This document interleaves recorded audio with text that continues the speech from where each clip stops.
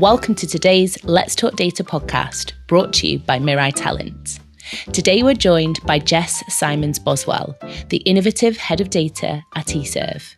In our discussion, Jess highlights the leap into management roles, the need for better support structures for new leaders, and the power of seeing role models in similar positions. Data it's still, I don't think it's real own thing. It's still growing. Mm-hmm. It's like a growing problem child in some places. We discuss the positive impact of diversity in data and technology, as well as the extra hurdles often faced by women in the space. You have to justify yourself a lot more, which is annoying sometimes, where you would see the difference, where you would walk into a space and lots of people who maybe didn't know each other, and it'd be like, oh, hi, I'm such and such, I'm this position. Total acceptance for guys. Yeah. And you'd be like, oh, hi, I'm Jess, I'm Director of Engineering. Oh, right, what have you done to get there? Really? And it's like, sorry? Jess advocates for changing how data is taught, suggesting more engaging and practical methods to spark interest and build skills naturally. Join us for an insightful conversation on leadership, diversity, and the future of data education. Enjoy. So, Jess, let's talk data. Cool. So what would be useful if you could go back to the beginning, perhaps, and share your journey and maybe key milestones to how you got to this point so far? Yeah, sure. So having spoken to quite a lot of people, senior people in data now, there seems to be like no real typical route into it. Everyone seems to stumble and fall into it. And I was a science girl, went to university, did medical sciences and biochemistry. Just didn't like it at all. Right. And ended up kind of stumbling into computers, which were quite fun. They did what you told them to do. And found I was quite good at data. And it all started really when I worked in telecoms. And it was a tiny little company. We just switched to big database systems for back end. No one knew how to do them, use them. And was rapidly getting problems. So I sort of like kind of held my hand up, was like, shall I do this? And it became my thing from then on. Great. And I think it was really lucky because being a smaller organisation, you'd have to do a lot. So they would send me around the world sort of working on systems in the middle of the night. Really glamorous. Every city, every major city by like darkness. And it grew from there, and I kind of learnt code, did their engineering, did all their professional services. Fab. And it grew into kind of like technical support management. So I had an engineering team and was with them for a very long time. We went from a 12-person organisation to like a few hundred. Amazing. And a big multinational once I left. And I kind of stepped away from leadership again then. Yeah. I preferred that technical side still. And went off to do sort of like data solutions architecture because it's great fun. People coming to you with problems, saying, can you solve this? And it's like, oh, of course I can. Did that for a few years and then went back to kind of like that leadership management role again. And I was really lucky at the time that big insurance group, BGL, they were looking for a kind of data solutions engineering, big long title, manager to work on in their life insurance part of the business.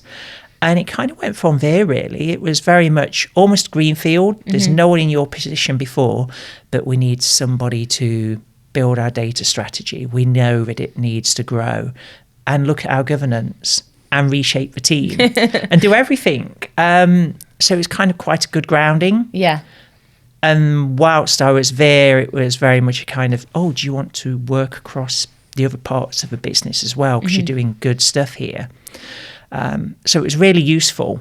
And it led into my next role, which was kind of like an organisation seeking me out. Right. Which was, again, we've got something we want to do. We want to build a central data group. We've never got data to work. You're a data person. Show us how it should do. So they sort of brought me in, putting together an engineering group, taking infrastructure and software as well, which is always good fun. It's two completely different sets of working. But it very much plays on what you know, what I'd built on. And that was kind of a big step for me because that was proper senior leadership. And it really allowed me to concentrate more on one of my passions, which is sort of development of people. Yeah. Because I think through my career, there's been some kind of dodgy management structures, leadership that I've worked with. We're going to talk about that. I'm not going to point any fingers. But it allowed me to kind of like, no, this is what you should do. And actually, you should always help your team to have the skills to move on, because then they don't always want to, but that shouldn't ever be a stopping point for them. And I was there for sort of a little while. It was an Anglo-Spanish organisation, so it's quite nice because you'd work in Spain for a couple of weeks, back in London for a couple of weeks, but they were always quite fluid because they were an online gaming company. Right. Bit of a reorganisation again, which put me where I am now, which is e.surv. And I think for a lot of people, it can be quite a scary position because it's we want you to come in as a first head of data. Right. And there's no data leadership. There never has been. But we want to be really data driven. We see this as our future. Look at where we are. You know where we want to be. Tell us what we need to do. Everything. And the job description was kind of quite, oh, okay. Everything and kitchen sink in it. And it's quite nice. Let's say they can be quite scary, but of course, it's quite fun because it's strategy, governance, growing the team, and they can draw on my sort of experience from lots of different industries to help them, because they've always been a surveying organisation, but they don't want to be just that anymore. You've got to kind of expand your portfolio. Yes. And there's quite good vision in senior leadership in terms of we could do this and do that, because we work with some of the biggest lenders like Lloyd's. And you can't just rest on your laurels. No. You've got to keep giving more back so they'll renew those relationships. So it's been quite a hectic sort of 12 months or so. Amazing. But fun. Yes, yeah. And that is a pattern, isn't it, in data, that really a lot of leaders in the field haven't had predecessors. So you've carved your own paths, ultimately. I think some people look at roles and it's kind of, somebody's moved on. Yeah. It's a comfortable pair of shoes. It's just the day to day. But I'd find that quite a bit dull, maybe boring. Yeah. Whereas data it's still, I don't think it's real own thing. It's still growing. It's like a growing problem child in some places. And that immaturity does mean that I think no matter where you go, no two places data's the same. Yeah. And it is very much growing. And it's one of the things which I've loved about data is that for many years it was just SQL, Oracle, big IBM iframes. That was it. And then when the cloud exploded, it's been this continually expanding universe with like new products every week. Still. It's incredible. It's incredible. So it does make it quite exciting.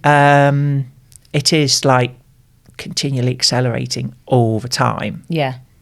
Amazing. And being a female in the space then, I suppose you've probably seen a lot of change in the past 20 plus years that you've been in data. I mean, back then, were there any other females in positions such as yourself? No. There'd be a couple of developers. I know when our telecoms company, there was a couple of girls who started, but that was it. It was very much geeky guys. Yeah. And in architecture, the same as well. I think I was lucky with the insurance organisation because they were really keyed into diversity. Yeah. And that filtered down all the way through. And it was very much in their DNA at VGL. So you would get a lot more women in leadership and management positions. Not less, more in, you get quite a few more in technical. Yeah. Which was nice. with the gaming company, it was a completely different thing, which is, it's kind of leads into another one of my passions really, is that you work in the technical space in Europe and you will see women at every level, in every role. Right. There's no kind of, you have to look at the leadership sort of ladder. It's like every position all the way through. You would walk around our offices and it was almost like a 50-50 split, which is quite refreshing. Yeah. Not as many women at senior leadership, but more than you get here. Yeah. And a lot of that is kind of, it goes back to school level. Yeah. Yeah. In that those opportunities aren't shown. But, it's kind of a big change from where we're at now, where we were then. And it's getting better. You're beginning to see some positive discrimination. Yeah. Especially in certain fields, which is, you shouldn't need it, but it's quite refreshing that it does happen because people have realised that there is a lack of diversity, and it does make a difference. Yeah, it does. So I think I already know the answer to this question, but I'm going to ask anyway. Did you have any female role models within the industry as your career developed? Probably not really until I got to Welcome Break. Right. Where I was kind of brought in for my experience, and we had a really good CIO there who, his philosophy was actually we need to rebuild with the best people in key positions. Yeah. And he brought somebody in when I'd been there for a little while. Karen Hubbard was her name. She's a wonderful lady. And she was a very untypical route into tech as well. But it didn't hold her back. And she had thrived as well. And she was like this sea of calm. And it was it was something to really aspire to. Yeah. And it was really nice. You knew then, it's like, well, actually, you can be technical and that's not going to hinder you if you want to carry on that leadership position. Yeah. So that was really good. And then at BGL, my boss, my direct manager there, Gemma, who brought me in, she was lovely again because she knew what diversity brought to an organisation, the benefits of that. And she was a really good role model from that perspective as well. Yeah, absolutely. And it is so important, isn't it? Because they say if you can see it, you'll believe it, and then you'll be it. Yeah. And I think it's having credible people like that within organisations, especially in tech. You need credible people who aren't just there because they fit a slot. Yeah. Because then it helps the rest of us up. There's no, she's only been promoted because. Yes. Yeah. There's that credibility level. So it does really help. Yeah. Have you had any challenges along the way because of your gender? I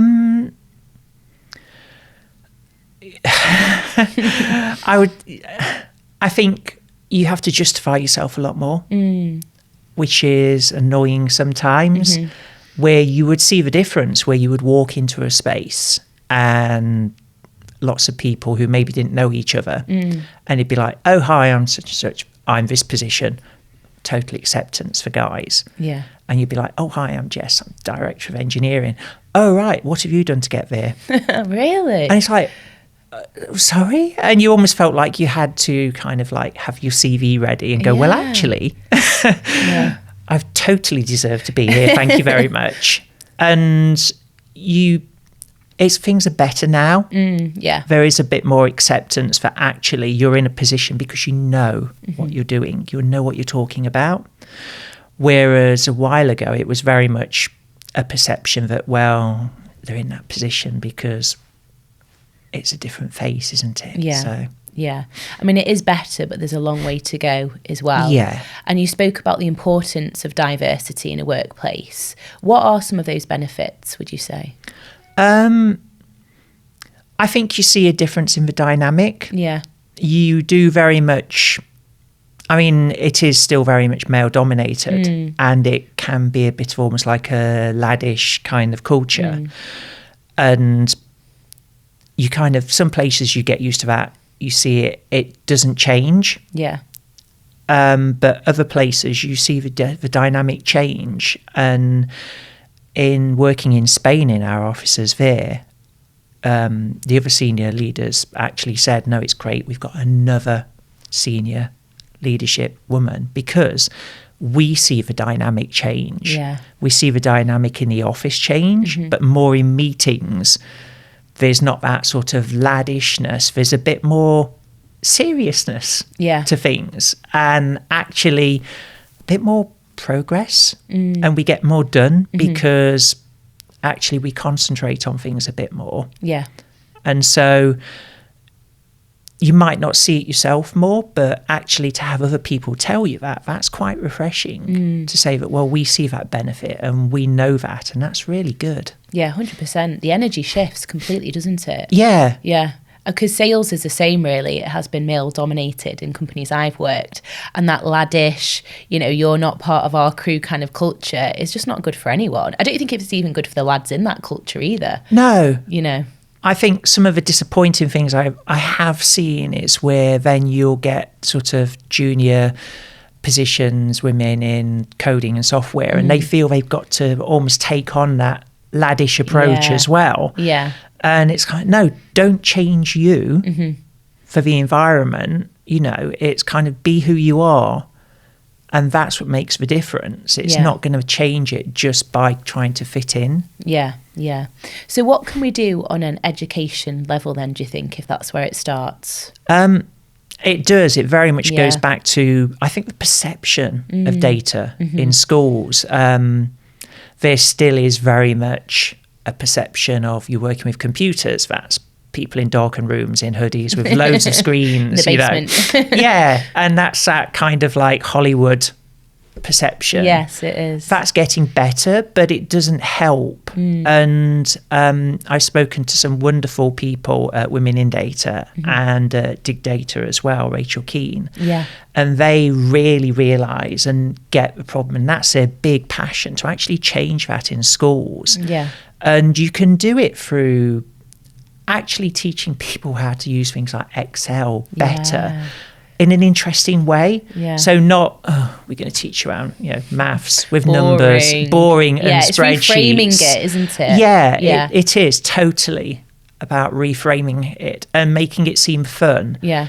And actually giving people skills without realising it. Yeah, I like things that. They can use later on. And they're doing a really good programme about actually volunteering, going back into schools and kind of like, actually guys, here's what it's like, more like real life, and giving them scenarios around sort of sales in big organisations. So this is your brief, here's the data, here's the tools, this is what you want to do, go. Yeah.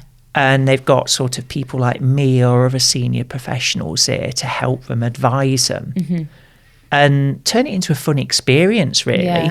Yeah. And show them that a career is not just sitting there sort of like at a screen, putting numbers into a spreadsheet. Yeah. There's a lot of different positions and roles in there. Yeah. And aside from it being a career path, it empowers people to make better decisions in daily life, doesn't it? Yeah. Whether that's finances, health, whatever it is, data is everywhere and we don't always think about that. It doesn't have to just be a career path, but people should make better data-driven decisions in their lives. Well, that's it. And I was speaking to Rachel recently, and she was saying, did you know that they don't teach kids how to use Excel at school? Right. And it's like, what? Yeah. I mean, it's not just like a key skill in sort of any workspace. It's something which can help them with their life and their finances. 100%. I can't use it. So I'm very fortunate that my dad helps me with Excel still, and he likes helping me. But if I could use it, because it drives me insane, and I could just put myself in a course, but for now my dad can help me. Yeah. But it's such a basic skill, but so many people don't know how to use Excel, especially my generation. And it's sort of like your finances. That can help people so much. It's just kind of like, no, look, you can put it all in here, ins and outs. formulas, really simple ones. Yeah, they don't look simple. No, well, but they probably are. But that's the thing; it's the fear of it, and you're just like, oh, I'm not good with numbers. But showing people how to use it in real life scenarios, and fun. Yeah. Because if you're doing something having fun, you'll take it in a lot better than in a typical classroom situation. Yeah, that's where the curriculum goes wrong, isn't it? Because we think about things as subjects rather than how they can help us in life. Yeah. But I suppose when you're young, you're not really thinking about the future. So making it fun is important. Yeah. And I know when I was at school, a long time ago, we didn't really have computers and things. And maths was always like, why do we need to learn simultaneous equations? Where are we going to use this in life? Yeah, I remember saying that. Yeah. Yeah. But then actually, if you're being given an hour every term of here's what a real world situation looks like, the kind of things you could be doing, and how those skills fit into that, it kind of helps people take them in a little bit more. It does. And it brings it to life more and can make it seem a little bit more interesting. Yeah. I think, if when I was younger, someone said to me, do you fancy a career in data? I'd probably be like, what's that? You okay? Either what's that or no thanks. Yeah. Yeah. Whereas it's kind of like data, here's all the different things you could do in it. Yeah. And that's where it falls down at school level. It's like a career in IT and it's a big umbrella thing. Yeah. Whereas actually, here's all the different levels, here's all the different things. Yeah, absolutely. And in your path, you've witnessed good leadership, bad leadership, those thrust into leadership roles that maybe weren't ready for it. Yeah. And I've seen it as well, and I think it is a problem across industries. But could you go into some detail of ones, that you've witnessed? Yeah. It's been one of my biggest gripes, especially in tech. Yeah. You have a very good engineering progression, most places, where you've got junior engineers, senior engineers, principal engineers. And then you can get technical leads. But there's always this assumption that when people get towards that higher end, we'll just make them a manager. Yes, because that's the only option. Yeah, it's the next step up. And they might have some engineers who they kind of mentor, or they say, you do this, you do this, you do that throughout the team, because that's kind of an expectation. But management and leadership are completely different. They are. And it's almost like a lot of organisations I've seen and been at, they set people up to fail. Because it's like, you're doing this. Do you want to be a manager? And they're like, almost feel pressured into it. And they're like, okay. And then they don't realise that actually there's a whole different mind shift in it. Because as an engineer, you're doing things which are quite tangible. You're writing code. You've got something where you can see it's worked.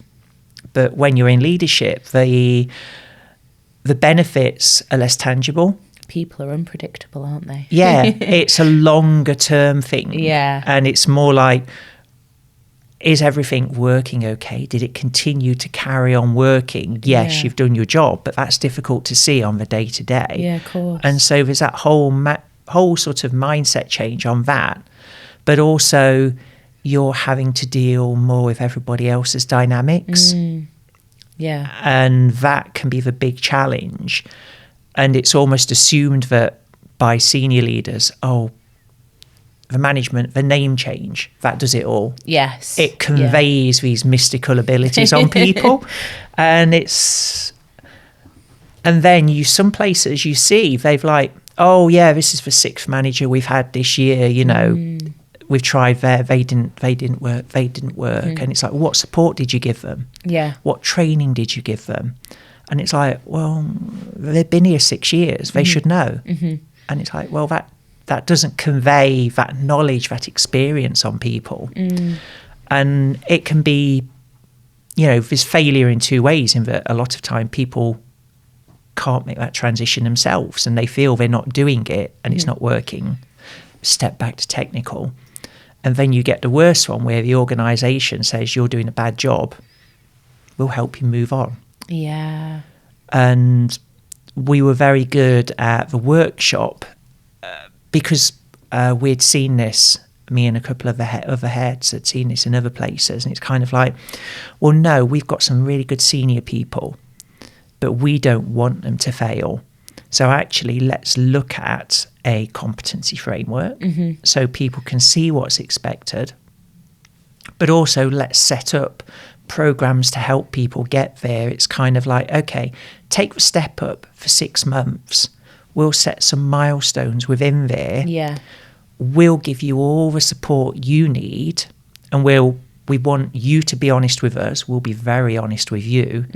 And at the end of it, you tell us, do you want to carry on in that path, or do you want to take a step back? And there's no wrong answer. If you say, actually, I want to go back to engineering again, it's the right answer. Or if you say, actually, yeah, I like this, I want to grow into this role, that's the right answer. There's no wrong answer at the end of it. And so long as you give them the support, 100%. Then whatever they do, that's a success. Yeah, because the long-term repercussions on someone's confidence, if they think they've failed, when you said, and then the neglect is there, really. I was just thinking, with training, we put so much effort, time, money and resource into juniors, and then with seniors we think, oh, they've been in the business a while, they should know what to do, they'll know how to manage a team, and that's that.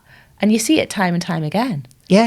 And it's damaging to their confidence, but also the team. Massively. It can really you can lose good performers in the team as well. So it ripples all the way back down. And I think some organisations, they still fail people in that way. Yeah, definitely. And giving people that support, but it does need that kind of, both sides have got to be very honest. Yes. And very accepting of that. Yeah, and the feedback loop. Yeah. Because people aren't always honest, like, I'll be a manager. It's funny, I was only speaking to someone yesterday, like, I guess I'll have to be a manager because there's not much else for me, that's the only path. And I'm like, it shouldn't be. Yeah. But that is the perception. So in terms of your leadership style, how would you describe that? Some of the descriptions of this really make me cringe when I read them back, because is it the servant leadership? Right. Yes. It's kind of like, it's nice when you hear somebody else say it, but when you say it yourself, it's kind of like... I think that's Simon Sinek. He talks about that, serving as a leader. Leaders eat last. I think he talks about it in his book. Yeah, and it should be. It's kind of... you've got to put people ahead of you, and you've got to set them up to succeed. And ultimately, it's a case of helping people to develop as far as they want. Yeah. Because as well, then, if they do leave because there's no other position for them to move into, that shouldn't be seen as a failure or a bad thing, because ultimately, as a manager or a leader, then your job is to help your team to progress. Yeah. And if it means they've got to move somewhere else to do it, then it's like, well, actually, it's still a success. Yes. But as part of the whole thing you're building, then you'll have succession built into your team. So I'm very much a person who likes to actually, I will have formed ideas because I've been in the business for quite a long time, and I've been in lots of different industries and done everything from hands-on physical engineering to coding. So I've got a lot of ideas, maybe not good ones. I'm sure they are. But I'll have a good idea. And what I will then do is take that to my people who are at the coalface. Yes. Because they're the people day in, day out are actually doing the things and say, look, we need to do this. This is what I think. Be honest. Tell me, is that going to work? Isn't it? What do you think? And that part has to be collaborative. Yes. You can build that bigger picture, but ultimately you're relying on your teams to actually make it work. And so I'm very collaborative in that point of view. And the one thing I always say to my teams is, look, there's nothing wrong with failing so long as we learn from it. Yeah, 100%. So it's going to be a case of I might come to you with like a brilliant idea. You might think, oh God, what is she on about now? But actually, let's try it. Yeah. And let's give it a good shot. Like, let's give it a couple of sprints, and if we see benefits in it, let's keep those. But actually, let's ditch the bits which don't work, and let's continually improve on it and evolve. And do it through a process which is collaborative, but actually makes us more efficient, makes us more effective, and makes us more productive. It's that test and learn approach. I do say to them, sometimes, look, I'm going to come to you and tell you we've got to do something, because that's the way business works. There's going to be times where there is there's no negotiation. But everything else, we need to work on it together. Because it takes all of us. And how do you feel do you think there's a loneliness in leadership? I definitely think there is. I mean, my best friend Rose, she's in senior leadership as well in data, and we kind of get together quite a lot and talk. And it's one of the things that she always said to me. It's kind of like senior leadership. You're expected to self-soothe. You are, You're expected to come into an organisation. You get your company onboarding day. Then that's it. You're expected to know everything. How the company works, what you should be doing. And so it can be a very, very lonely experience. And still as well still more for women, because a lot of the guys, especially when I was working in a previous organisation, they went to play golf. I'm not going to play golf. But, they'd be like, oh, where are you lot? Oh, we'll play golf. Oh really? And it's like, oh, okay, well, have fun. I'll be back here doing the work, But there is that very much expectation. I think some places have realised and appreciate this, and they do have support pathways more for senior leadership as well. But it's nowhere near it is for other positions. No, absolutely, because if you report into C-suite or shareholders, you're absorbing if they're not happy to then maybe protect your team, and you're getting it from both sides, aren't you? And you just internalize that, so you need outlets ultimately. So do you have outlets outside of work to de-stress? Yes. You have some fun ones. I do, yes. I do burlesque, a burlesque artist. So, and with that, there's a lot of fitness and a lot of dancing. And I find that's kind of like my main outlet, really. At the end of the week, I'll hire a dance studio and just do a couple of hours of practice, run through routines, and it's kind of everything goes away.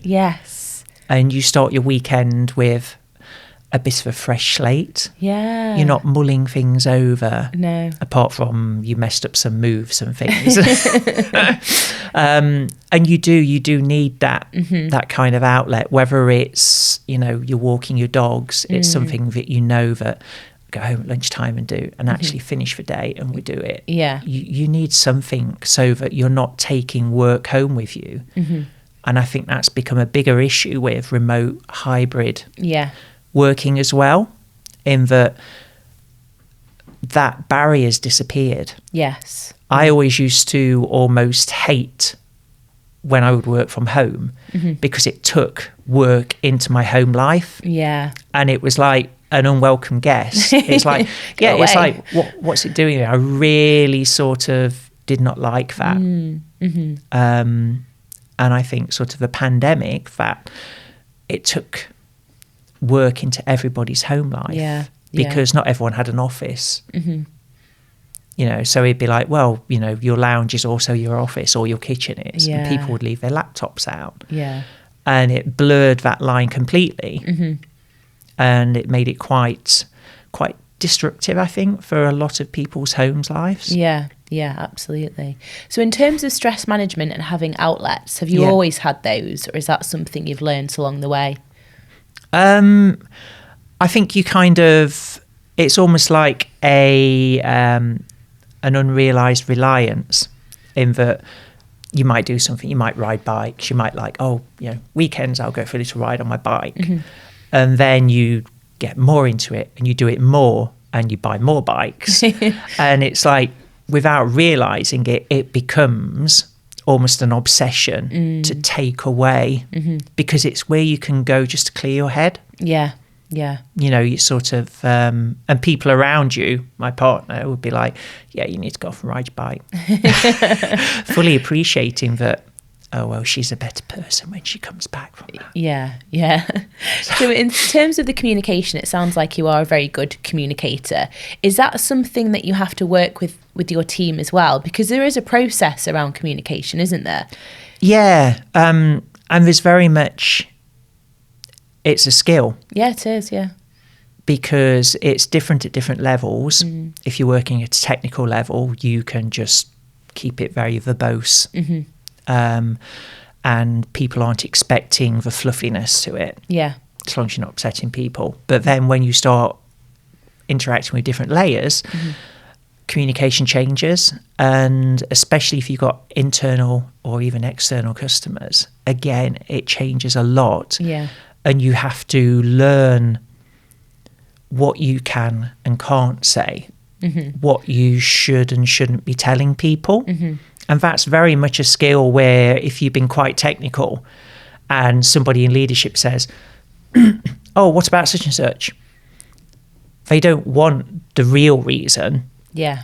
They want something which makes sense to them. But also you don't want to try and convey too much information, which then they're like, well, why? Well, and dig yourself a bit of a hole. Yes, yeah. And so that's kind of quite a skill as well, knowing that actually what different layers within an organisation want to hear.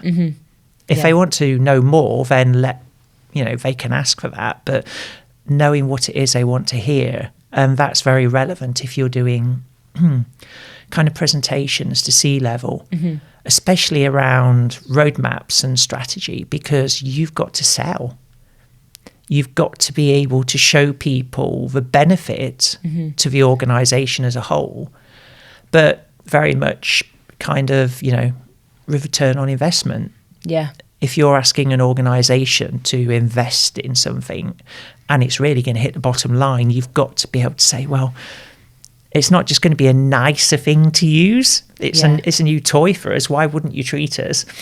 You've got to show them, well, actually, here's the benefit in processes. Here's the benefit it is to us, what it will enable us to do, but also how much it could save. Yeah. And so you've got to be able to sell that, but on a level that people want to hear and see. Yeah, massively. Without going off too much into the detail. It's striking that balance, yeah. Yeah. So when you look back at your career so far, are there any things that you regret or wish you'd done differently? I always thought that, sort of stepping back from leadership the first time back to technical ones was maybe a step back. Yes. There is that. Yeah. Isn't there? Where it's kind of, but then I don't think I was very career driven in terms of looking right to the future at that point in my life. So it's just kind of like, it's another job and it'll be fun and I'll enjoy it. But then probably part of that is having good leadership to actually show you and teach you. And that then kind of happened again. And having that again through my career is kind of, well, actually, this is something I enjoy doing. Yes.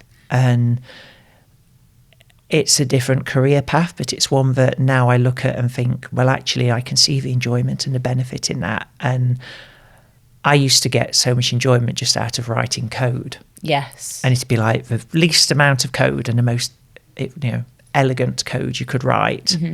But now it's a case of, well, actually, it's about seeing the end result. Yeah. And actually helping other people to get where they need to be. Yes. Yeah. Is actually more fun. Yeah.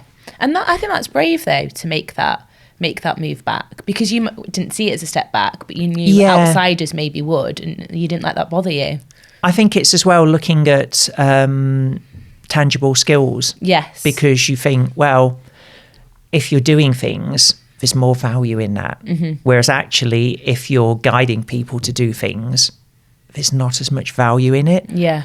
And so it's kind of looking very much at the short term in that, well, if a company went out of business, I could go and code anywhere tomorrow. Yeah. Whereas if it went out of business, finding another leadership role could be a bit more challenging. Yeah. No, and so it can be very much driven by where you are in your personal life as well, personal circumstances. Yeah. So in terms of if someone's wanting to get into data or hasn't thought about it, but perhaps possess the soft skills needed, so communication is one, would you say, is a key one? I think it is. And I've spoken to a few people on LinkedIn who've approached me and said, I'm thinking, how can I get into this? Yeah. How can I do that? Or I've done a data boot camp and it's taught me Python. I can do this. How can I get into any organization as an analyst or a programmer? And it's quite interesting then to kind of see where they're at. Yes. Because you've kind of got to assess that. 'Cause it's kind of like, okay, are you just a programmer? But also, are you just a boot camp one? And mentorship in those positions is quite fulfilling, and kind of saying, okay, well, yes, this is the way you're looking at it at the moment because you've learned to program, but actually think of it from a actual real world perspective. That's not going to work. You need to look at bigger pictures, and you need to look at the value in what you're doing and make something which is actually supportable and scalable. Yes.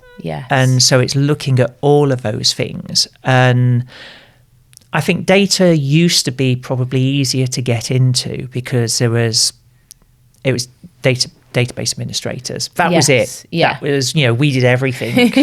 Just inputting. Yeah. But now it's sort of expanding. There's data engineering, there's data analysts, there's analytics engineering. Lots of different roles to get into. But you've got to think more about where you want to be. Because the diversity is great, but it does pigeonhole you then. Whereas if you started in a smaller organisation, you would do the analytics, the engineering, you get that exposure, the infrastructure. You got a big exposure and you could learn what you liked. Whereas now it's almost a case of, well, you've got to go into engineering or you've got to go into analytics. Yes. And there's very hard bands, guardrails on that. You can't step outside of those. And so it's almost quite trickier now because you've got to know what you want to do. Yeah, that's true. You can't fall into it as easily. Yeah. Or you've got to look for that right organisation. But then you know that if you find one of those, you're going to be doing everything. And then you might be a jack of all trades, master of none. So you've either got to be willing to kind of take that chance or take it for the longer run. Yeah. So it is more tricky to get into it now. You've got to have a better idea of where you want to go and where your skills really lie. Yeah. And how important do you think then a STEM background is for someone wanting to get into data? You speak to like a lot of people in data. They've not necessarily got a background in computers, but you do get a lot of engineering people, and whether that has been in extreme mathematics or even chemistry or biology. I mean, my dad is an engineer, a proper engineer, and engineering goes back for his family. And he's always said, like, well, actually, if somebody's got an engineering mindset, you can teach them to do any type of engineering. Right, okay. Because it is a mindset in terms of being able to look at problems and how to work them through and how to break things down into manageable chunks. Yeah.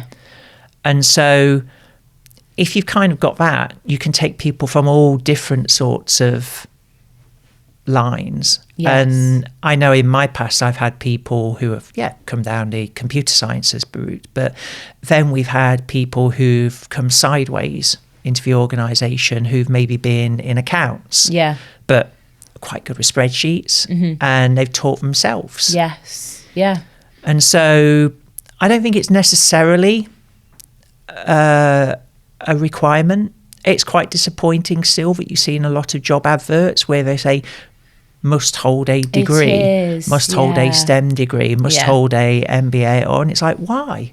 I think because they've always said that, and they've never changed how they do things. You know, I speak to hiring managers, they're like, oh, we've had this advert as a template for years. Yeah. Even the word must, I don't like that. It's very aggressive. Yeah, it is. You're like, what's in it for me?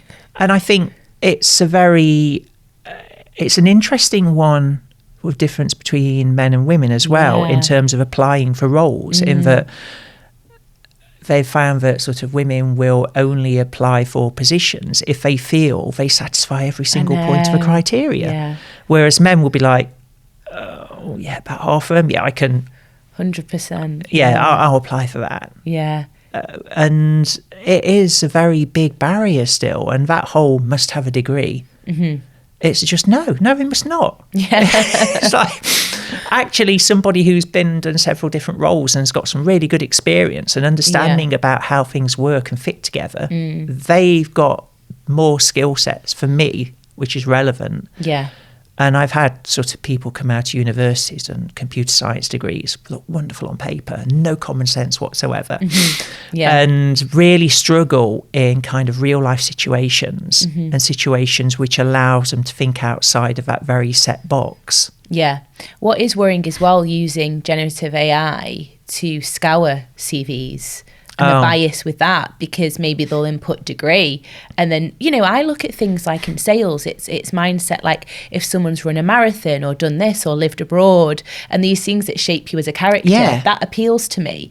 But I couldn't put that into a box and say, I want all these things, because I don't know until I see it. And I appreciate that takes time, but that's definitely a concern, isn't it? It is. And it is very much becoming keyword-based search. And, you know, a lot of people will say now, no, you've got to write a different CV for every single job. And actually, all you've got to do is put those words in it, and that will get it through the automated screening. And that's kind of quite worrying, because how much is filtering through, which actually would be really good. It is. So what would you advise then to hiring managers to take a different approach? I always like recruitment agencies, to be honest. Thank you. Hello. Because they don't use things like that. They invest a lot more time in it. Hiring managers, it can be difficult because you see the volumes of CVs which apply, come in for every single role. And if you're, you know, 1 or 2 or 3 hiring managers in a big organisation, the amount of vacancies you could be managing at any point in time, you're going to employ skill, you know, you're going to employ the tools which allow you to thin that out. I can see why people do 100%. it, Whereas agencies will very much more actually look at the people and the relevance. And like you said, well, actually, this person has shown determination because they've done these other things. So they're not going to give up. And they've got relevant cross skills. So actually, they could bring more to the position. And so I know the last few years when I've looked at things, I've kind of shied away almost from direct recruitment ones. Because it's like, well, it's probably just going to be ditched by an automated screening process. 100%. Some places are getting a lot better now, where they do actually go through them more. But it is a problem, and it's a bit of a worry for people trying to get into where they want to do, because you've almost got to present a false CV. Maybe not show who you really are and what your skills really are. And that's the thing, we'll often preempt things to hiring managers, like, I know what you're going to say, but I've spoken to them, and sometimes, you know, and that's the thing, unless you speak to someone and get a feel for them and character, you know, you do need to invest that time, but I appreciate time's not always on people's side. So it's an interesting one, but it is definitely a concern, because you're just trying to get through a tick box exercise essentially. And I know, I mean, we're quite lucky where I work currently, because we've got quite a good talent team. We don't have huge amounts of vacancies, but being mainly a surveying organisation, that's mainly obviously where the turnover is. So whenever we get technical vacancies, they're very good at actually, as a hiring manager, coming to you saying, what is it you really want? And sitting down and taking that time and saying, well, show me examples. you know, like, have you got time to go on LinkedIn, find me some ones which are like it and some people and learning from you. Yeah, that's good. And then kind of like, I've done a first pass. I've looked on these sites. Here's some people. What do you think? And helping them aim in the right direction. Yeah. And for me, when I'm the hiring manager, that's amazing because it's almost doing it yourself. Yes. Yeah. And they'll then kind of say, I know you said you're this, but actually look, they've done, and it's kind of like, yeah, that's good. That's kind of what I want. That initial time investment is so important. Yeah. You know, we'll have people send us, can you find me people like this? And I'm like, is that it? Like, I need to know you, your culture, your team, your story, your vision. I'm not getting that from a piece of paper. No. You know, but there's an unwillingness to pick up the phone often. And I think interview processes as well are just so competency based without really getting to know the person as well.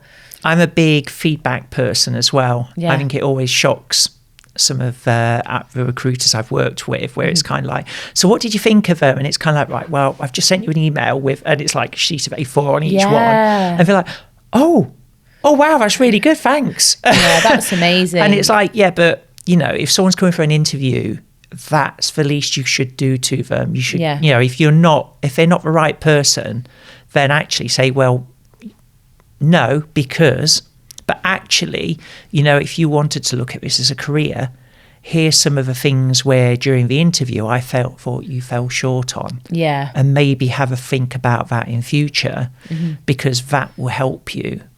Yeah, absolutely. Because you're right, often you just get yes or no. Yeah. Why? Oh, I haven't got time to tell you. It's like, oh, that's helpful. So yeah, it is that investment of time is key. Right, so we're going to move on to the quick fire data lightning round.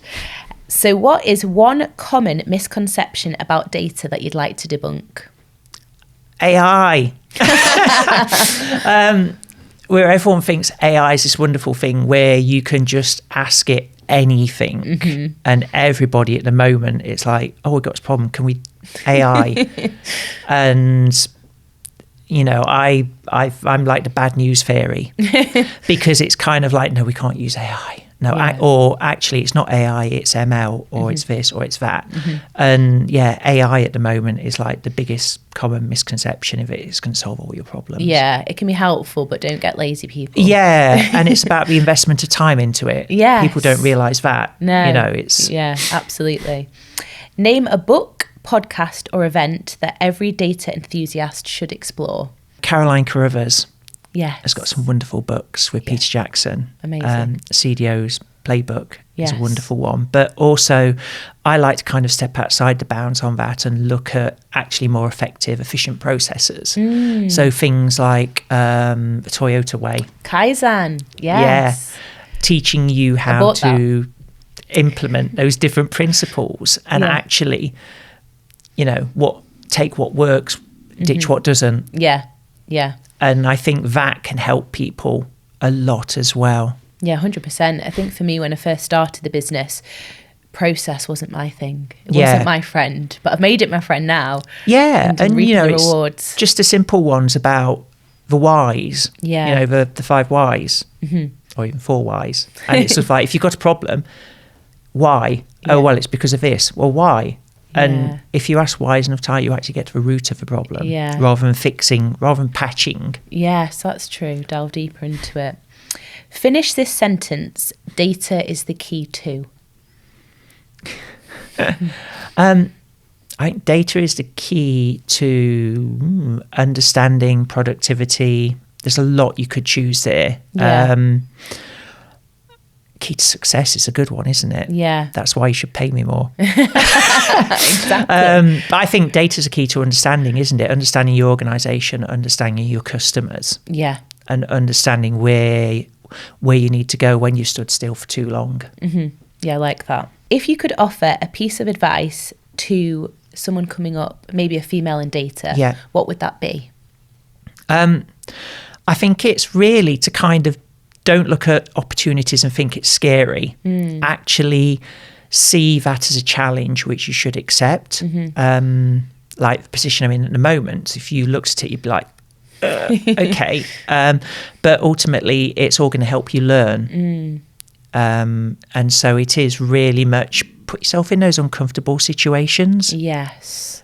Don't take the easy path. You might have a quiet life, but actually it's always going to be the same life. Yeah, there's a lot to be said for that, the discomfort. Yeah, and take take those opportunities, whether it means moving away to work somewhere else or, you know, taking a higher up position. But look at those opportunities and take them, and don't think, can I do it? Actually give it a go. Yeah. But set those bounds with the people who are offering them to you. Yeah. So that, you know, you both know what to expect. Have you always been comfortable with stepping outside the comfort zone, or is that something, again, that you've learned to do? I think I very much learned to do it. I wasn't for a long time. I think, you know, the extroverted introvert. You know, I'm more happy sort of like not with lots of people, but actually I love being around people. Yeah. And I think putting yourself in those situations actually teaches you some really good stuff. It does. Yeah, and I think people like confuse, I suppose, like anxiety with feeling anxious. Like feeling anxious is very, very valid, normal feeling. Yeah. You know, I'll have people saying to me like, oh, you do a podcast, you do this, you do... I feel nervous. You know, I feel nervous interviewing people, going to interviews, but it's all part of life, isn't it? You've just got to push on through. I know... I used to get asked a few times, will you come speak at this event? It'd be like, oh, God, no. I'm not there yet. I'm not events yet. And then, like, you think, well, why not? I kind of know what I'm on about. Yeah. And then you stand up on stage and it's kind of like, well, no, actually, they've asked me here because they've seen who I am. And then it's like, well, no, it's just like this. You're speaking to somebody. Yeah. And you very quickly become comfortable with it. Do you? And it's the same as being on stage performing. It's just kind of like, if I can be on stage in front of 300 people, like telling them about data, then... Does your heart go a million miles an hour? Still does just beforehand. Right, okay. When you're in the dressing room. Yeah. And then they're like, 5 minutes, and it's like, heart goes right up, and they're like, and you're on, and it goes right down. Yeah, okay. And again, it's just embracing that fear, isn't it? The fear factor. In your opinion, what will be the most significant development in the world of data in the next 5 years? Oh, God, that's a good one, isn't it? Seeing as data still continually is changing. Yeah. That's a really tricky one, that is, because there's still so many interesting products that are emerging and niche ones. And we've done the whole to the cloud, but there's almost like that back down from the cloud again.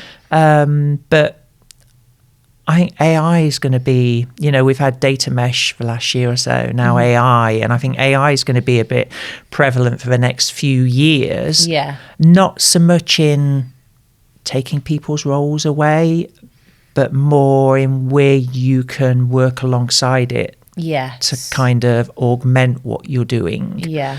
And I think that's still probably going to be one of the biggest things to kind of take away some of the dross, but to add more value. Yeah. Yeah, and not necessarily, I know it should be, you know, there's a wonder and a fear attached to it, but if you embrace it and properly embed it with processes, then, you know, it's going to work a lot better. Yeah, and I think the more people work with it, the less fear there is in terms of, oh, it's going to take my job, because it's kind of like, no, you know, it's just like, it made that mistake, honestly, you know. Yeah. So it's, you know, people aren't as fearful of it. And when organisations realise the investment that has to go in time, in manpower to actually get something like that. And so when organisations have begun to understand that a little bit more, that's going to take some of that fear away, and actually you'll get more value out of it then, where it can give value. Yeah, we're just at the beginning. You can't just replace everything with AI. It's not going to work. No, AI will do it. Yeah. They'll sort it out. We're still in that stage at a lot of places. Get AI. Can we do it with AI? No. No, absolutely. Well, that's the end. So thank you. You're welcome. You're great. It went rather quick, didn't it? It did. The thing I find with being in the data space is that if you do focus entirely on the data space, and, you know, and I'm not saying that that's a bad thing, is that you do very much end up sitting in an echo chamber, and it's quite difficult to get an exchange of ideas when everybody's already pulling in the same direction.